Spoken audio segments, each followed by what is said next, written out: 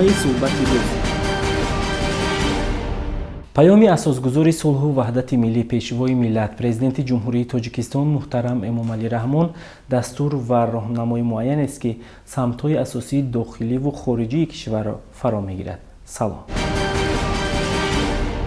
بینندگان عزیز، در برنامه نوبتی صحبت روز تصمیم گرفتیم که راجع به نکته‌های اساسی پیام پرزیدنت جمهوری تاجیکستان در سمت معارف صحبت نماییم و با ارادت و صداقتمندی حضور دارند در برنامه امروزه ما دیرکتور مؤسسه تحصیلات میانه عمومی رقم 34 شهر دوشنبه عزیزبک بارانوف. خوش آمدید به برنامه صحبت روز. چنانکه که به ما و شما معلوم است، معارف از سمت‌های کلیدی جامعه امروزی تاجیکستان است و همه ساله پیشوای ملت با ارائه پیام مورد ساحه معارف سخن میگویند. اکنون مرحمت کلید صحبت در اختیار شماست، میخواهیم که شنویم. ساحه معارف در این پیام و پیام های سالهای گذشته نیز یک موقع و مقام خاصه را دارست و در سیاست دولت نیز پرزیدنت کشور ساحه معارف را همچون ساحه افضلیتناک اعلان نمودند و وقتی که امسال هم درباره ساحه معارف صحبت را آغاز کردند و گفتند که یگان کشوری پیشرفته دنیا به رشد ساحه معارف رشد و ترقی نمی کند و از این جهت ما در سیاست اجتماعی خود ساحه معارف را یکی از ساحه افضلیتناک اعلان نموده ایم و محض برای بلند برداشتن صفت تحصیلات در ساحه معارف در پیام امسالهشان توجه خاصه ظاهر نمودند و سمت‌های فعالیت کارمندان ساحه معارف را معین نمودند. تشکر، سلامت باشید. در پیام نوبتی ذکر کرده شد که در سال 2020 181 مؤسسه تعلیمی باید که بنیاد کرده شود با فراگیری 54,000 جای نشست. میخواستیم اکنون اندیشه شما را فهمیده باشیم که بنیاد و از نوسازی مؤسسه های تعلیمی را تا کدام اندازه کارمندان ساحه معارف به مورد استفاده می نمایند؟ در حقیقت هم توجه خاصه پرزیدنت کشور است که به ساحه معارف که همه ساله مؤسسه های نوی تعلیمی ساخته به استفاده داده شده ایستادند با تمام شرایط های با طلبات های استاندارد بین المللی جوابگو ساخته به استفاده داده ایستادند و ما از همین غمخواری های پیشوای معظم ملت است که ما کارمندان ساحه معارف را وظیفه دار میکند که کار را در سمت تعلیم و تربیه بلند برداشتن صفت تحصیلات، تربیه نمودن خوانندگانی که اختراعکاران و نوآوران باید که در این جاده ما کار و فعالیت خود را براه مانیم. ما در شهر دوشنبه مؤسسه های تعلیمی زیاد ساخته به استفاده داده شده ایستادند و در نقشه است که باز تا 30 سالگی استقلال دولتی جمهوری تاجیکستان باز 30 مؤسسه نو زمانوی ساخته به استفاده داده می شود برای 27,000 جای نشست. ما کارمندان ساحه معارف وظیفه دار هستیم که جوابگو به همه این غمخواری ها صفت تحصیلات را بالا بریم و در آموزش فنهای دقیق آزمون و المپیادهای گوناگون به نقشه گرفته می شود. این چنین از فنهای گوناگون از 13 فن وزارت معارف و علم جمهوری تاجیکستان الکی نظامنامه اش را به مؤسسه های تعلیمی روان کرده است و وابسته به این از همه فنها از شیمی، بیولوژی، فیزیک، جغرافی از 13 فن تعلیمی آزمون ها در بین آموزگاران گذرانیده می شود برای بلند برداشتن صاحب کسبی آموزگاران و من قید کردنی هستم که همون بلند برداشتن صفت تحصیلات محض به خود آموزگاری که درجه دانش و مهارت و ملکه کسبیش بالا است وابستگی دارد و بایگری اساسی جریان تعلیم این صاحب کسبی آموزگار است. درست است که پیام امساله تمام سمت‌ها را مرحله به مرحله زینه به زینه تحلیل و بررسی نمود و در پیام گفته شده است که 128 مؤسسه تا مکتبی تا جشن 30 سالگی استقلالیت در قلمرو جمهوری باید که مورد استفاده قرار داده شود. شما ببینید که هرچی زیادتر اگر ما زینه اولی تحصیلات که این مؤسسه تا مکتبی از جانوگ نماییم همانقدر نسل ما از خوردی جهان دیده و باسواد میگردد و یک نوع آماده میشوند خود همین کودکان به مؤسسه تعلیمی. البته این درست است و نبض جامعه رو پیشوای معظم ملت بسیار خوب درک میکنن، مشکلات رو بسیار خوب تشخیص کرده بعد پیشنهادها میکنن. البته ما میدونیم که زینه اولی تحصیلات این زینه اساسی هست که پایدیواری دانشی خوانندگان محض در همون زینه گذاشته می شود. ما از تربیت کودک میدونیم که کودک در سن 4 سالگیش 400 سوال در معینه او پیدا می شود. او با او سوالای خود جواب می خواهد بگیرد.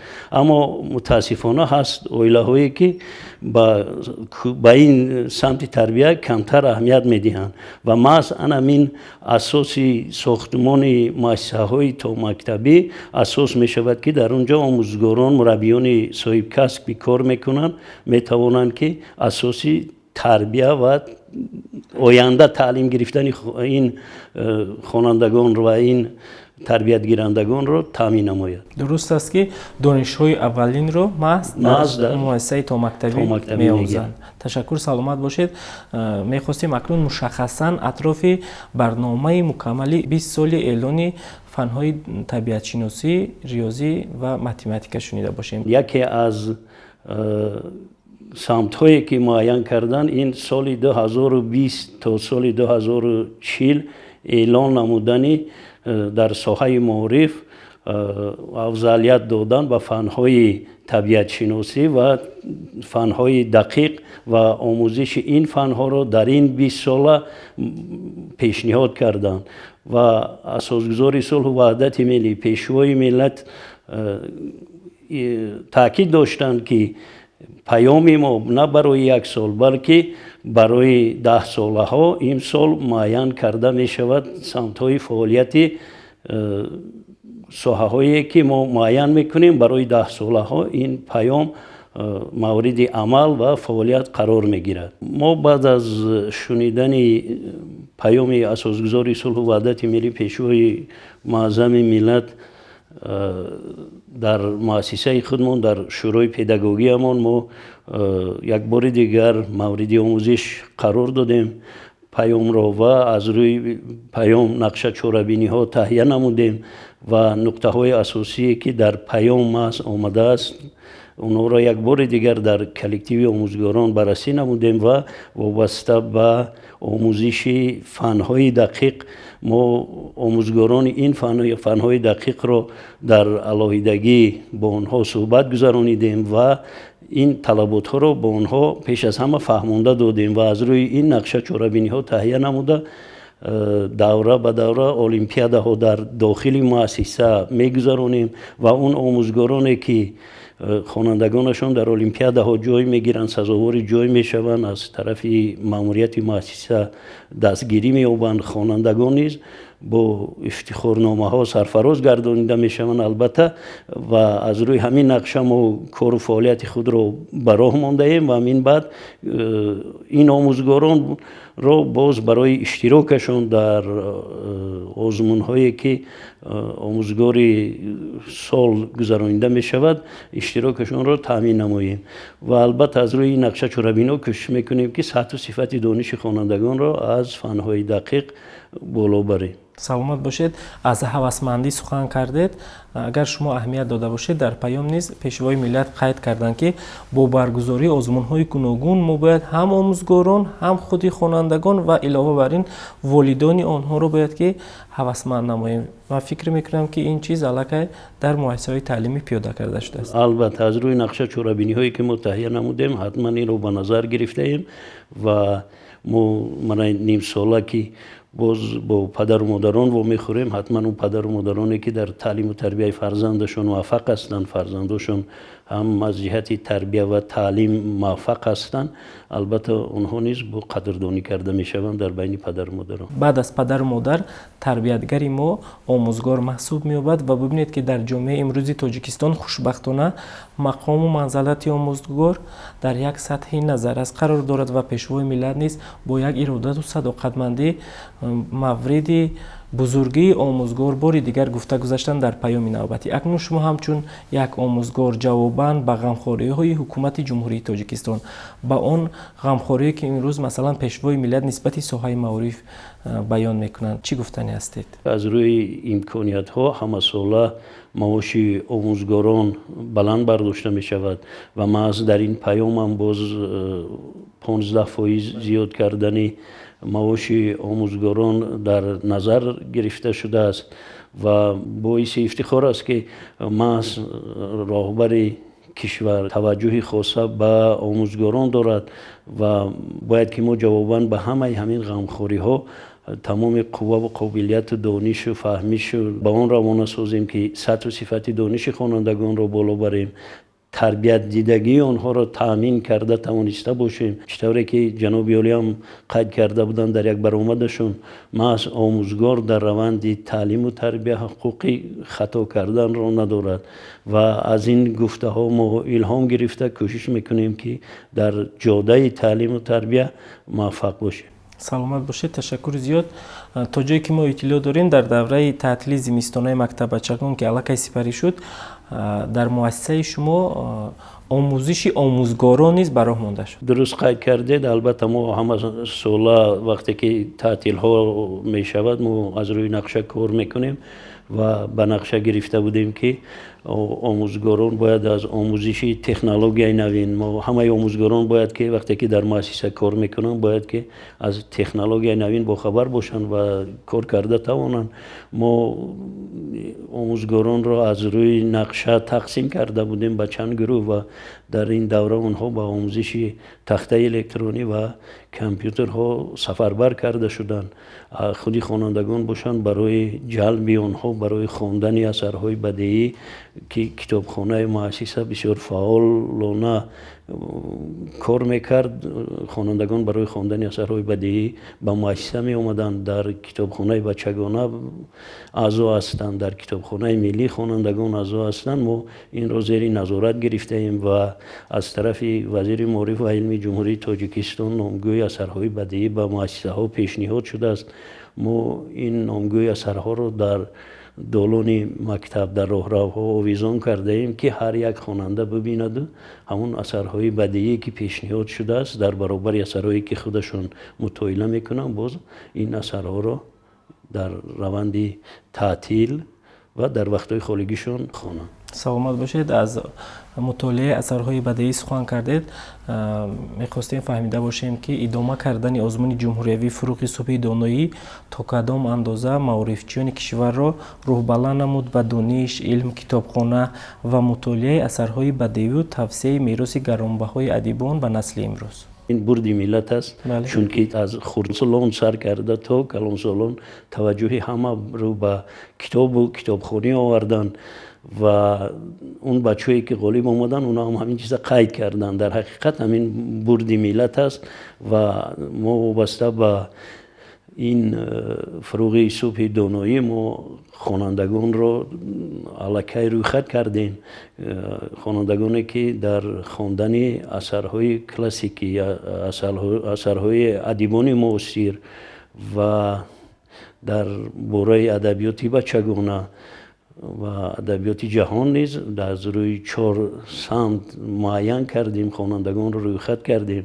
آموزگاران فنی زبان و ادبیات تاجیک را وظیفه دار کردیم که اوید هر یک سمت و بچه‌ها فهمونند. در پیام این سالهشون جناب عالی گفتند که این آزمون های ادامه می‌یابند و سمتاش خودشون معین کردن، جدا کردن. گفتند که مؤسسه های تعلیمی علاهیده، دانشجویان علاهیده گذرانیده شود و کلانسالان علاهیده که این بسیار هم سپارش سری وقتی است و من باوری کامل دارم که خوانندگان مؤسسه ما نیز در این آزمون فعالانه شرکت می‌ورزند. تشکر. جانب نمودن فعالیت کتابخانه ها و بنیاد کتابخانه در همه گونه مؤسسه ها، این نقطه نیز در پیام ذکر کرده شد. اکنون میخواستیم نظر شما را وابسته به همین امر تاریخی و تقدیرساز که میراث گرانبهای ملت تاجیک را میتوانند با این راه ما بار دیگر صفحه گردانی کنیم فهمیده باشیم. ما وقتی که مردم دعوت میکنیم برای کتابخانه باید که شرایط مهیا کرده شود که هم خودی خوانندگان و خودی کلانسالان و همه شرایطی داشته باشند که در از کتابخانه ها این کتاب ها را دسترس کرده توانند و در مؤسسه های تعلیمی البته کتابخانه ها هست و فعالیت میکردن، پیشم فعالیت میکردن. حاضر باز توجه زیادتر شد برای تامین کردن این کتابخانه ها با کتاب های بدیعی.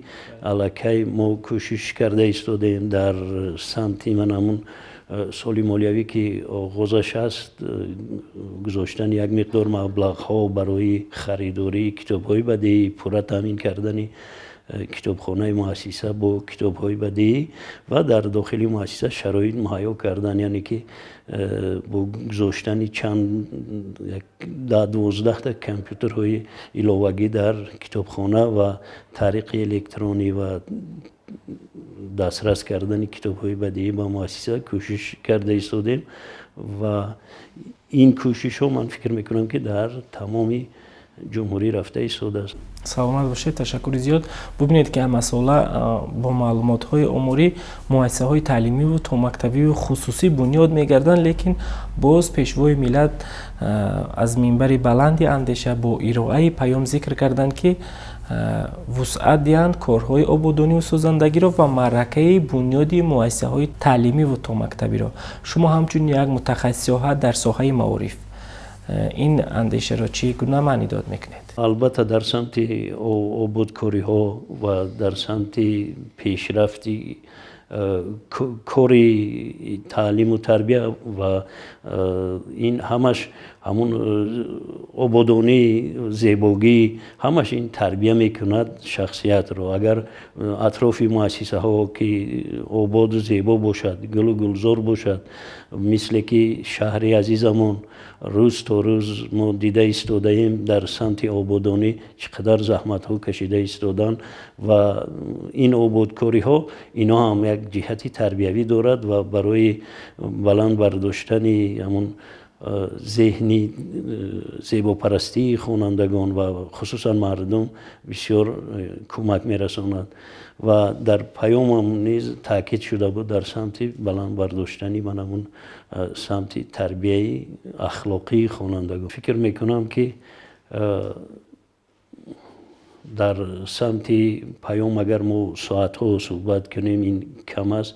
ما از روی این چطوری که تاکید کردم نقشه چوروینی ها تهیه نموده ایم و کوشش میکنیم که همه سمت هایی که در پیام ارائه گردید نسبت ساحه معارف که به واسطه ما کارمند ساحه معارف هستیم کوشش میکنیم که از روی نقشه چوروینی ها تهیه نموده امون در سمت پیشرفت کارمون موفق شویم و چطوری که تاکیدم کردم این پیام برای 1 سال نه برای 10 ساله ها جناب عالی تاکید کردن و گفتن که این پیام برای 10 ساله ها است و ما از کوشش میکنیم که این گفته های جناب عالی رو در عمل تطبیق نماییم. سلامت باشید. بینندگان عزیز، صحبت داشتیم با دیرکتور مؤسسه تحصیلات میانه عمومی رقم 34 شهر دوشنبه عزیزبک بارونوف مورد آموزش پیام سالانه پرزیدنت جمهوری تاجیکستان. امیدوار هستیم که این دستور، این راهنما یک کتابی، یک دستور عملی روی میزی هر یکی ما و شما قرار میگیرد برای رشد و انکشاف جامعه نوین تاجیکستان. تشکر که دعوت ما را قبول کرده. جهانی سپاس. بینندگان عزیز، خیر تا دیدارهای نوبتی. سلامت باشید.